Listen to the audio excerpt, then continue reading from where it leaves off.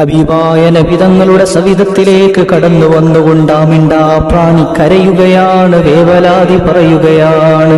യാ റസൂലല്ലാഹ്, എന്നെ എന്റെ യജമാനൻ വല്ലാതെ ഉപദ്രവിക്കുന്നുണ്ട് നബിയേ, എന്നെ വല്ലാതെ സങ്കടപ്പെടുത്തുന്നുണ്ട് നബിയേ, എന്നെ വല്ലാതെ ബുദ്ധിമുട്ടുണ്ടാക്കുന്നുണ്ട് നബിയേ.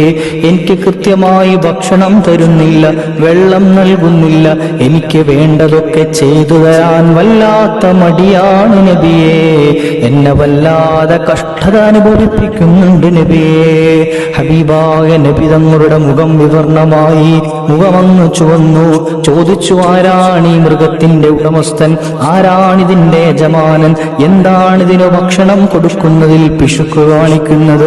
സൃഷ്ടാവായ റബ്ബ് നിനക്ക് ഭക്ഷണം നൽകുന്നതിൽ ഒരു പിശുക്കും കാണിക്കുന്നില്ലല്ലോ.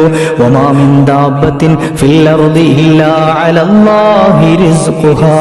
അതിന് കൃത്യമായി ഭക്ഷണം കൊടുക്കാൻ കഴിവില്ല എങ്കിൽ, കൃത്യമായി വെള്ളം കൊടുക്കാൻ പരിചരിക്കാൻ കഴിവില്ല എങ്കിൽ ഇതിന്റെ കെട്ടങ്ങഴിച്ചു വിടുക.